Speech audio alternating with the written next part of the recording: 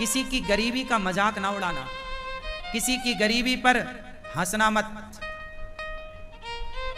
किसी की मजबूरी पर भी मत हंसना, क्योंकि यदि आप हंसे तो जो मजबूरी आज उसके सामने है, कल वो मजबूरी आपके सामने आकर खड़ी हो जाएगी। जो हालात उसके हैं वो हालात आपके बनने में देर नहीं लगेगी। मैंने रंक को राजा होते देखा है और राजा को रंक होते देखा है। ये उम्र ना अनुभव सीखने की उम्र है। स्कूल कॉलेज से ज्यादा हम लोगों ने जीवन के अनुभव में सीखा है। जो हमारा जीवन सिखा सकता है वो कोई यूनिवर्सिटी नहीं सिखा सकती। जो हालात सिखा सकते हैं, जो गरीबी सबक देती है ना मेरी माँ, वो कोई कॉलेज नहीं सिखा सकता, कोई प्रोफेसर नहीं पढ़ा सकता। जो गरीबी पढ़ा देती, हाँ या ना? इसलिए ईश्वर ने यह गरीबी बनाई है। समय तो सबका बदलता है। राम अयोध्या के राजमहलों में रहने वाले, पर समय बदला तो नंगे पांव जंगल जाना पड़ा। गुलाब की पंखुड़ियों पर चलने वाली माता सीता, समय बदला तो जंगल की लकड़ियों को काटना पड़ा। लव कुश को अकेले पाल पोस कर बड़ा करना पड़ा। हालात क्या नहीं कराते, मजबूरी क्या नहीं कराती, समय क्या नहीं कराता। इसलिए समय का दुरुपयोग ना करो, सीखो। हर दिन हमें कुछ सीखना चाहिए, हर समय हमें सीखते रहना चाहिए, लोगों का अनुभव लेते रहना चाहिए। एक उम्र का अनुभव होता है साहब। जो ज्ञान 40 साल के आदमी को है, वो ज्ञान 20 साल 25 साल के लड़के को हो ही नहीं सकता, वो कितना भी पढ़ ले। मैं अनुभव की बात कर रहा हूं, डिग्रियों की नहीं।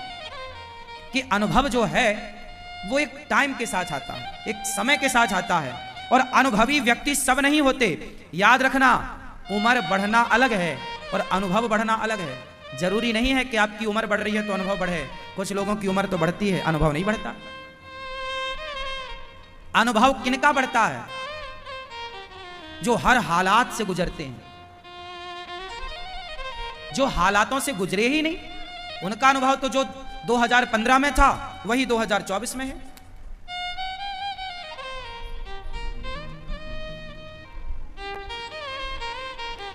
इसलिए उतार चढ़ाव भरा जीवन बहुत अच्छा होता है। कौन सा जीवन अच्छा होता है?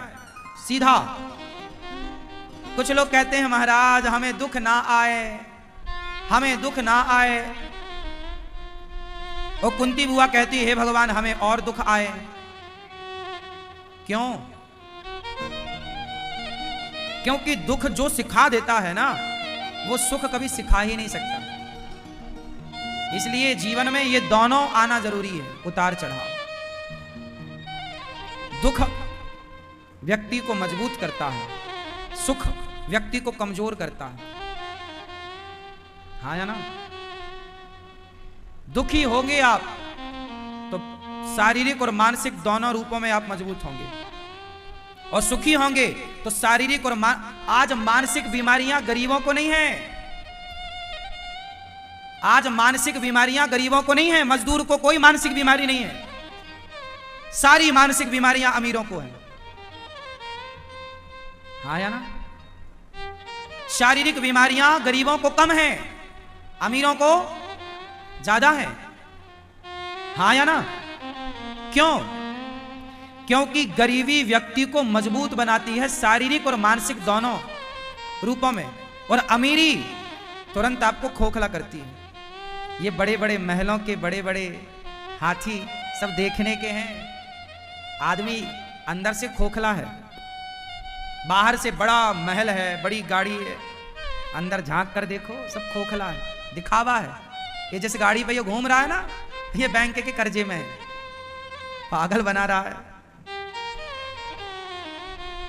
इतना बड़ा बंगला बनाया है, लोन लिया है, चुका चुका के मर रहा है। अब वो तो रो नहीं रहा किसी के सामने, नहीं तो लोग कहेंगे वाह ऐसे रो रहे हो, तो वो आंसू भी पी रहा है। अब चुकाया जा नहीं रहा है, बैंक बाद में क्या करती है? नीलाम करती है। कहावत है ना, कर्जा लेके घी पीना। कुछ लोग कर्जा लेके घी पीते हैं, समझदार नहीं है वो जो कर्जे का घी पिए। बड़े बुजुर्गों ने कहावत कही है, जितना पांव है उतनी चादर, जितनी चादर है उतना पांव पसारो। यदि जरूरत से ज्यादा पांव पसारोगे तो चादर के बाहर जाएगा, कर्जे में डूबोगे, मानसिक तनाव बढ़ेगा, डिप्रेशन बढ़ेगा और आपका शरीर खराब होगा। डिप्रेशन से, मानसिक तनाव से कोई इलाज नहीं होगा फिर। इसलिए फ्रैंकली जिंदगी बिंदास आनंद से जिया करो। उसके लिए क्या चाहिए? हालातों से लड़ना सीखिए।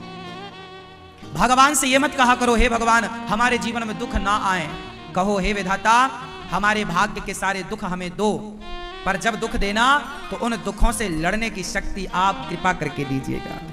हम उन दुखों से लड़ सकें, भागे ना, उन हालातों से भागे ना, डट के उनका सामना करें। वो शक्ति दो और हमारे किस्मत का दुख आने दो, हम तैयार हैं लेने को। कब तक इग्नोर करेंगे दुखों को? वो दुख भी जो तुम्हारी किस्मत में है वो भी तुम्हारा ही बोया कांटा है। जो जैसा करेगा वो वैसा भरेगा। ये जो कर्मों की खेती है ना, ये कर्म कभी पीछा नहीं छोड़ते। आप यदि आपका समय यदि अच्छा है तो ये आपके पुण्यों का फल मिल रहा है, और आपका समय बुरा है तो ये आपके पाप, कोई इलाज नहीं होगा फिर। इसलिए फ्रैंकली जिंदगी बिंदास आनंद से जिया करो। उसके लिए क्या चाहिए? हालातों से लड़ना सीखिए। भगवान से ये मत कहा करो, हे भगवान हमारे जीवन में दुख ना आए। कहो, हे विधाता हमारे भाग्य के सारे दुख हमें दो, पर जब दुख देना तो उन दुखों से लड़ने की शक्ति आप कृपा करके दीजिएगा।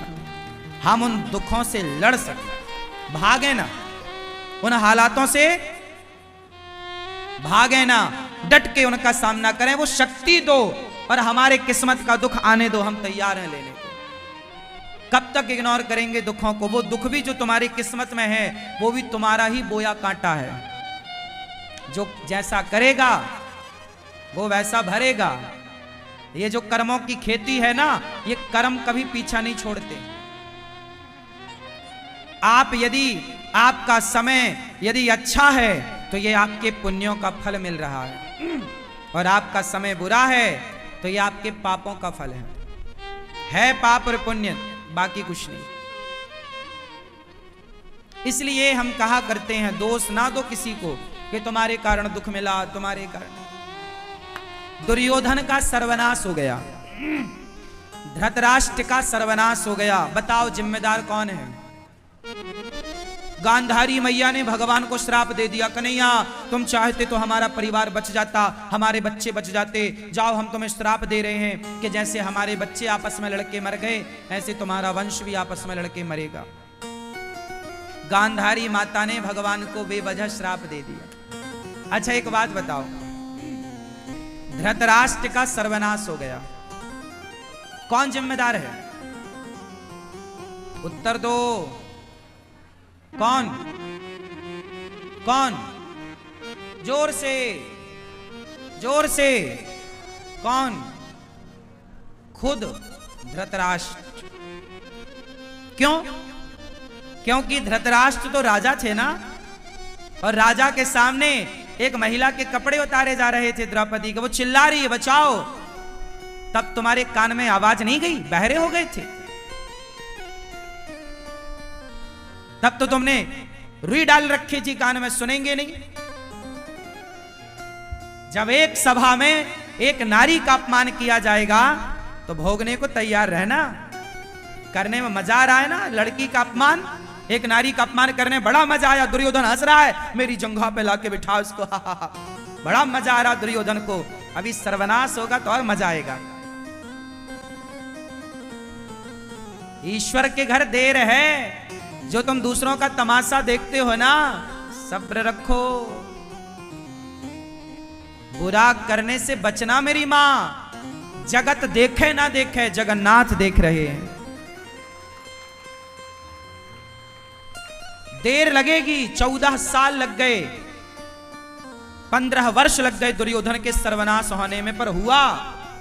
द्रौपदी की साड़ी जिस दिन उतारी गई उस दिन से, उस तारीख से 15 वर्ष के अंदर दुर्योधन का सर्वनाश हो गया। 13 साल का तो वनवास था पांडवों का, वो 13 गिन लो। 1 साल बात समझाने में बनाने में लगी, शांति दूत बनकर गए, तैयारियां युद्ध की हुई, 15-20 साल युद्ध हो गया, 18 दिन में काम तमाम कौरवों का। बड़ा मजा आ रहा था ना द्रौपदी के कपड़े उतारने में।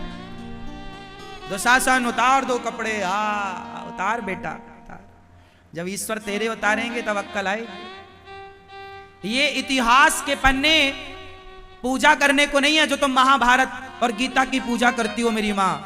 पूजा करने से काम ना होगा, निकाल कर पढ़ा करो इतिहास को, पुराणों को। जो लिखा है उस लिखे हुए को समझो, और जो गलतियां इतिहास में दुर्योधन ने करी, कर्ण ने की, शकुनी ने करी, मंथरा ने की, कैकेयी ने की, वो गलतियां तुम मत दोहराओ।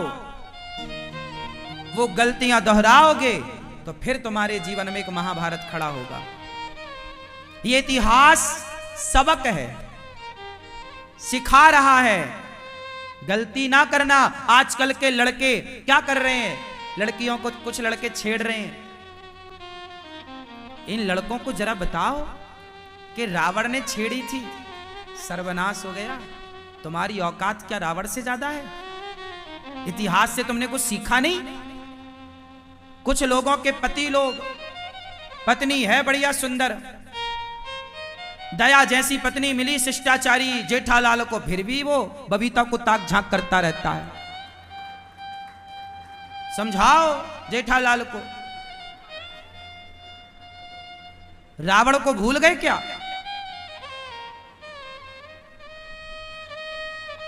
जो अपनी पत्नी को छोड़कर दूसरी की औरत ताक झांक करे, ऐसे लोगों को रावण के बारे में सुनना चाहिए कि रावण भी अपनी मंदोदरी को छोड़कर और पराई औरत को उठा के ले आया।